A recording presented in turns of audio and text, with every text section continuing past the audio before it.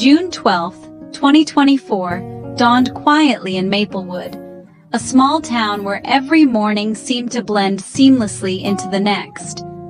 The world was still, wrapped in the gentle hush that only early hours can bring, as if the town itself was taking a deep, contented breath before the day began. The sun crept over the horizon, casting golden light across the tree-lined streets. Birds sang their familiar songs, and the air was sweet with the scent of blooming roses and freshly cut grass, a fragrance that seemed to promise nothing but peace and normalcy. Children pedaled their bikes along the sidewalks, laughter echoing between the houses. Neighbors exchanged cheerful waves, and the Jenkins family, like so many others, began their day in their cozy home on Sycamore Lane, surrounded by the comfort of routine. Tom Jenkins moved through the kitchen, brewing coffee and packing lunches with practiced hands, while Sarah helped Lily and Sam find their shoes and finish their breakfast, her voice gentle but firm as she urged them not to be late. Their morning routine was familiar, almost ritualistic, a series of small, comforting moments that made their house feel like a safe haven from the world outside. As Tom sipped his coffee, he gazed out the kitchen window and watched Harold Peterson, their elderly neighbor, already tending to his immaculate garden, as he did every morning without fail. Harold was a fixture in the neighborhood, known for his kindness and generosity, always ready with a basket of homegrown vegetables or a warm, friendly smile for anyone passing by. No one ever suspected anything unusual about Harold. To everyone, he was simply the friendly old man next door, always eager to lend a hand or share a story. As the Jenkins kids dashed out the door, racing to catch the school bus, Sarah lingered by the window, savoring a rare moment of quiet. Her biggest worry that morning was whether she'd remember to sign Lily's permission slip for the field trip. Maplewood felt safe, almost untouched by the troubles and chaos of the outside world. It was a place where families walked their dogs, children played freely, and everyone knew their neighbors by name. But beneath the calm surface, something sinister was quietly taking shape, hidden in the shadows that stretched across the empty streets. The illusion of safety, so carefully maintained, was about to shatter in an instant, leaving the town forever changed. No one could have guessed that this ordinary day, so much like every other, would mark the end of Maplewood's innocence and the beginning of something far darker. The truth, long hidden behind manicured lawns and neighborly smiles, was about to surface, threatening to unravel the fabric of the community. Evil, it turned out, can live anywhere, even in the most peaceful of places, lurking just out of sight, waiting for the perfect moment to reveal itself. And on this seemingly ordinary morning, it was closer than anyone in Maplewood could have ever realized, watching and waiting as the town awoke to a day that would change everything. That afternoon, Sarah Jenkins stepped into her backyard, her arms full of gardening tools and a tray of bright petunia seedlings. She was eager to spend a peaceful hour planting flowers along the fence she shared with her neighbor, Harold, a routine she found both calming and rewarding. But as she knelt down, a foul, sickly sweet odor drifted through the air, stopping her in her tracks and making her wrinkle her nose in confusion. She tried to brush it off, thinking it might be a passing whiff from a compost pile or something left out too long. Yet, the smell only grew stronger, clinging to the warm afternoon breeze and making her eyes water. Driven by curiosity and a growing sense of unease, Sarah traced the source of the odor to Harold's yard. There, behind his usually tidy shed, she noticed a patch of freshly turned earth. An odd sight for someone as meticulous as Harold, who prided himself on his perfectly manicured lawn. A chill ran down her spine. She glanced around, but Harold was nowhere to be seen. The backyard felt strangely empty, the silence amplifying her discomfort. Over the next 2 days, the stench only worsened, seeping into every corner of the Jenkins home. The family was forced to keep their windows tightly shut, sacrificing fresh air for relief from the unbearable smell. Tom, her husband, tried to reassure her, suggesting it was probably just a dead animal or some rotting compost. But Sarah's anxiety lingered, gnawing at her with every passing hour. By Friday, Sarah's nerves were frayed. She found herself pacing the living room, unable to focus on anything but the persistent, nauseating odor and the uneasy feeling that something was terribly wrong. Feeling guilty for suspecting her neighbor but desperate for answers, she finally picked up the phone. With trembling hands, she called the Maplewood police to report the disturbing smell. She didn't call Harold. She couldn't. The decision weighed heavily on her conscience, but her concern for her family and her neighborhood was too great to ignore. She knew she had to do something. That single phone call set in motion a chain of events that would soon ripple through the quiet streets of Maplewood, changing everything for the people who lived there. Sometimes it's the smallest details, a muddy shoe print, a wilting flower, a patch of disturbed earth, that unravel the biggest secrets, revealing truths hidden just beneath the surface. Maplewood's peace, once taken for granted, was about to be shattered in ways no one could have imagined. The truth was closer than anyone wanted to believe, lurking just beyond the fence, waiting to be discovered. And it all started with a smell, a single, unsettling smell, that no one in Maplewood could ignore. Within half an hour, Officer Miller arrived at Harold Peterson's house. He knocked, but no one answered. Circling to the backyard, he was hit by the same putrid odor. His attention locked on the disturbed soil behind the shed, a 6-foot patch, freshly dug, with a dirt-caked shovel nearby. Alarmed, he called for backup and secured the scene. Sarah Jenkins, watching anxiously, described her concerns and Harold's unusual behavior. Detectives soon arrived, obtained a warrant, and began excavating the site. Neighbors gathered, whispering in fear and confusion. The peaceful street was now a crime scene. As investigators dug, they uncovered a blue tarp. Work stopped. The reality was undeniable.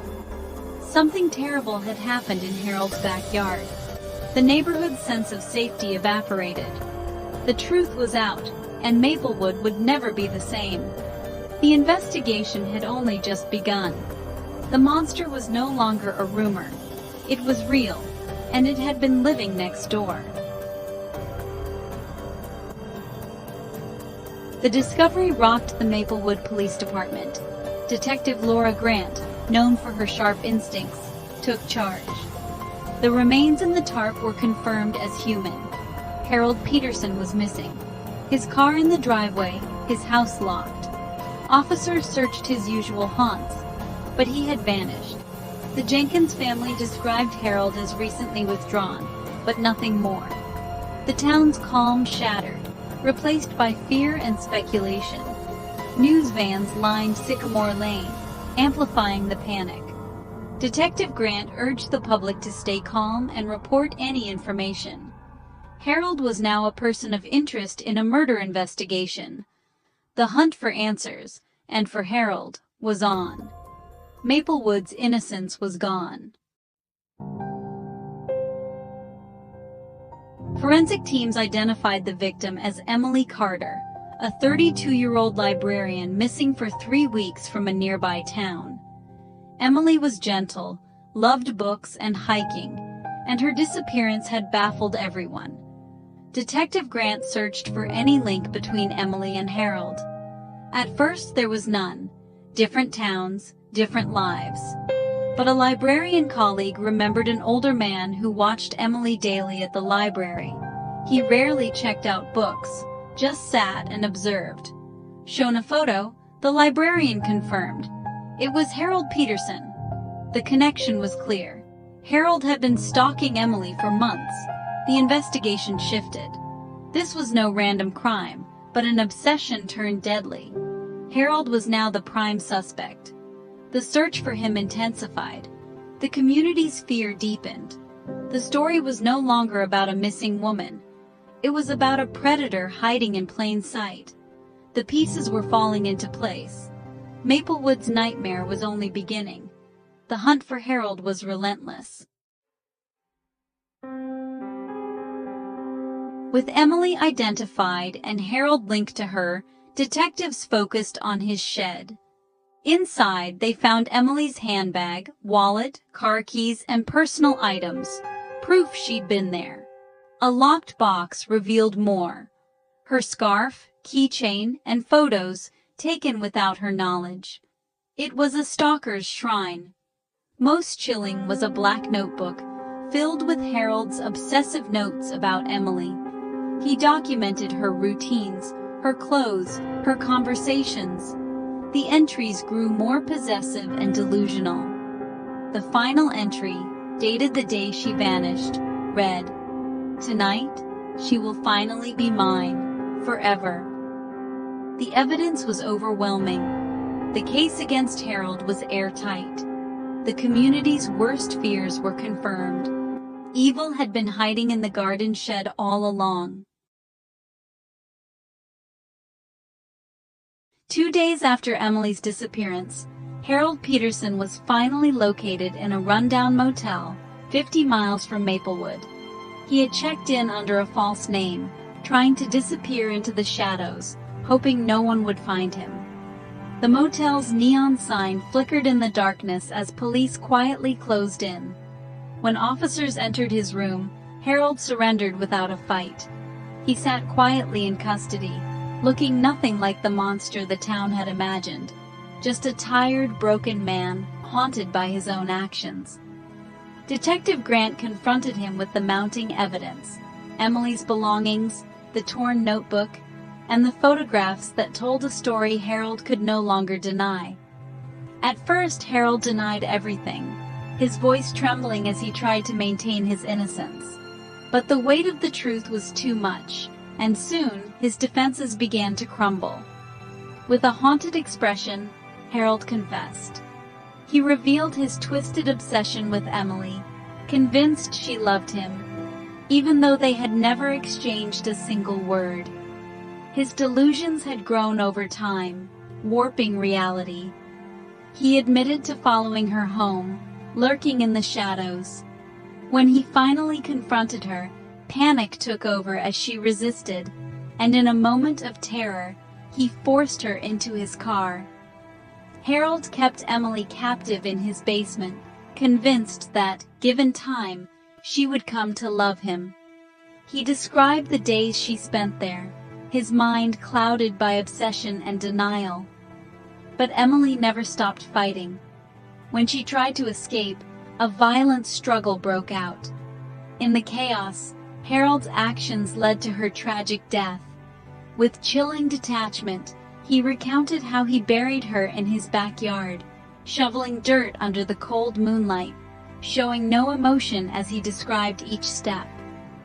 The confession was chilling, not just for its detail, but for the coldness with which Harold spoke. The detectives listened in stunned silence, recording every word. The dark secret that had haunted Maplewood was finally exposed. The quiet streets were now lined with police tape, the truth echoing through every home. The town's trust was shattered. Neighbors whispered in disbelief, struggling to accept that such evil had lived so close. The monster now had a name and a face. Harold Peterson's mugshot was broadcast across every news channel, his story sending shockwaves through the community. Justice, at last, was within reach. The legal process began, and the town watched, hoping for closure. The community gathered for a candlelight vigil, placing flowers at a growing memorial. They mourned Emily, vowing never to forget her or the darkness that had touched their lives. Evil had lived among them, hidden in plain sight. Now, Maplewood would never be the same. Harold's confession stunned Maplewood. The trusted neighbor was a killer, and the betrayal ran deep. Media swarmed the town, and the trial drew national attention. The evidence was overwhelming. Harold was found guilty and sentenced to life in prison. The Jenkins family, unable to stay, moved away. But the community chose hope over fear. They created a memorial garden for Emily Carter, a place of healing and remembrance. Flowers bloomed where darkness once lingered. Maplewood refused to be defined by tragedy. In the garden, light and goodness grew again. Maplewood's story is a warning. Evil can hide behind the most ordinary faces. Harold Peterson was a trusted neighbor, not a shadowy stranger. The tragedy reminds us to trust our instincts. Sarah's call to police brought justice. The town's innocence is gone, replaced by caution and vigilance. Safety is never guaranteed, even in the quietest places. The scars of betrayal run deep, but communities can heal. Emily Carter's memory lives on in the garden, a symbol of resilience. Maplewood learned that darkness can lurk anywhere. The lesson endures: remain vigilant, for evil can be closer than you think. Sometimes the greatest dangers are the ones we never see coming.